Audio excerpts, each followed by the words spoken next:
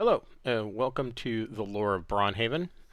Today we're going to explore the Thrift Alley Market in Yeoman's Row of the Imperial Port. And so the Thrift Alley Market has uh, quite a bit of a transient population, but some of it, the market stalls are semi-permanent structures.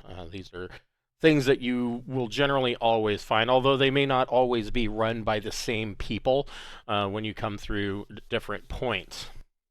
And so down here to the south, on the south side of Yeoman Street, there is uh, I guess on the smaller side, but it is a farmer's market. There are several farms in the area, and many of these farms can are producing maybe a little bit more than what the family itself needs. And so the farmers are able to generate somewhat of a profit by selling their goods at the farmers market in Thrift Alley. Now, these farms, because they are so far south and east, um, they a lot of times are not subject to the 33% Glaucian Empire tax quarterly. And the reason is that the tax collectors don't often travel that far south, and the reason being is that it is widely known that the imperial port is closed, therefore there is no tax to be collected. And so, but that doesn't mean that these farms don't pay something. And so, in lieu of paying a tax, they are paying a bit of um, I guess, a protection fee to the Thieves Guild of the Merchant District. And if one were to go to buy, supplies such as rations or in some cases even iron rations from the farmers market, there are a lot of farmers there that would be very interested in talking with those of the adventurous type to possibly negotiate better terms with the Thieves Guild. Now, how well that's going to work out for them, one can only speculate. But there are farmers there that would offer some kind of incentive to negotiate on their behalf. Further up, you have the textile goods, and so there are among the farms and peasantry there are plenty of weavers, and they as well as of course illicit bolts of fabric that come in to the market or to the merchant district, and some of those end up here and are sold. But it's not just bolts of cloth.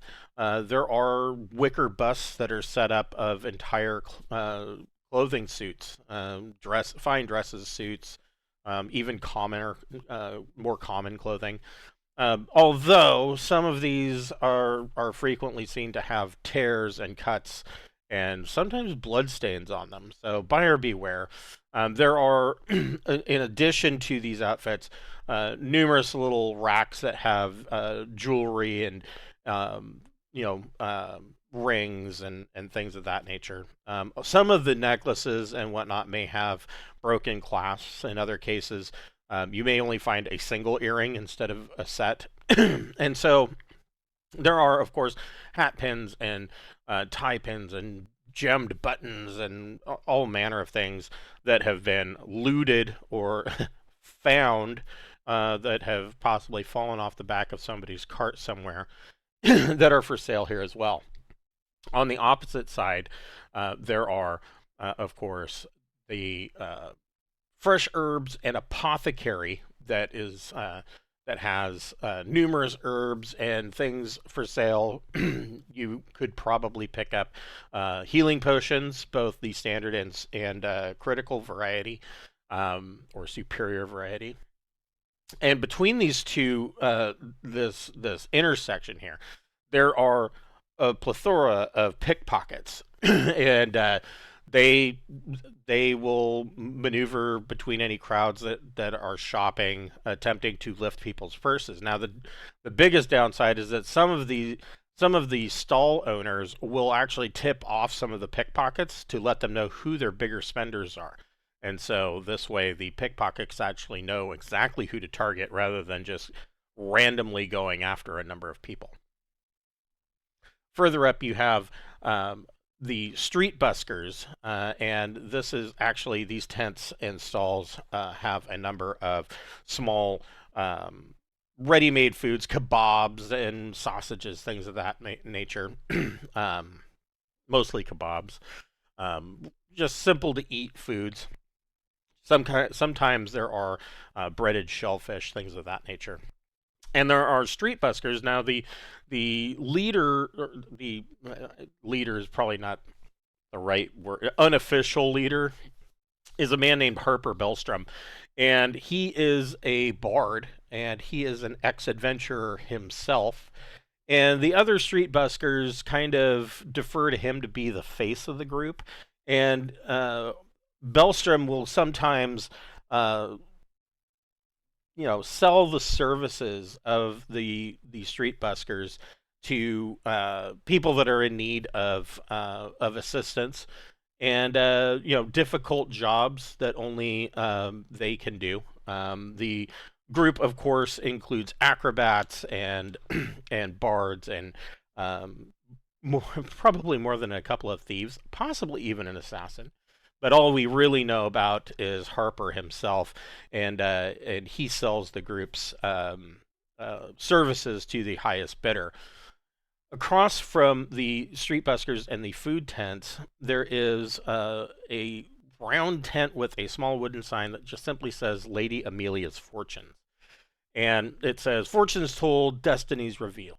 And hanging outside from the guy wires of the tent, there are feathers and dolls, and there's a beaded curtain over the vestibule. And a lot of people would assume that a fortune teller is going to be an old witchy looking like hag, but that is not Lady Amelia at all. She's actually a young woman in her mid-20s.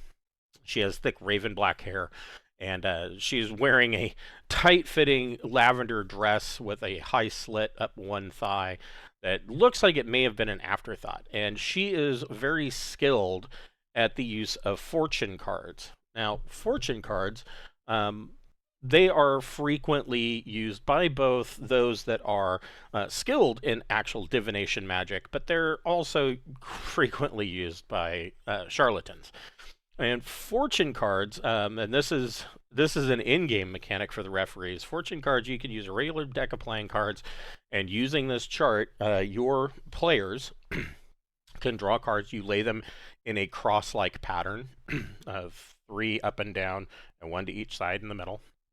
And by reading these cards in order, you are able to essentially tell their fortune. And the cards are meant to allow the referee to ask leading questions. Now, the reality is that this could be used for anything. You don't technically have to use it just in game.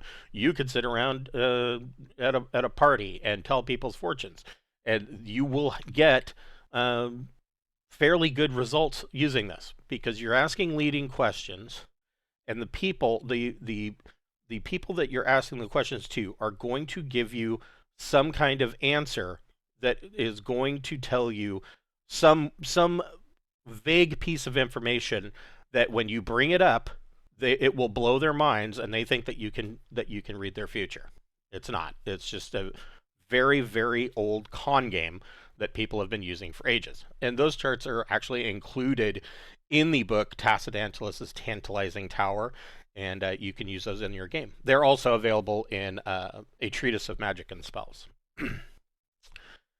Lady Amelia, so in her tent on the middle of the table, she also has a crystal ball, and she will, after reading your fortunes many times, she will then suggest that you can get a deeper meaning by gazing into the crystal ball, and she can then tell more about your future or some distant place that you're going to be visiting.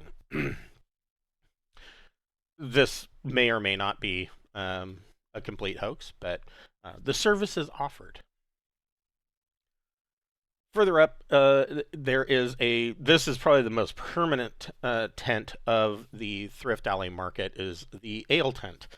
Now, for someplace like Thrift Alley Market, you might expect in this desolate location that is the Imperial Port, perhaps desolate is not post-apocalyptic might be a better term.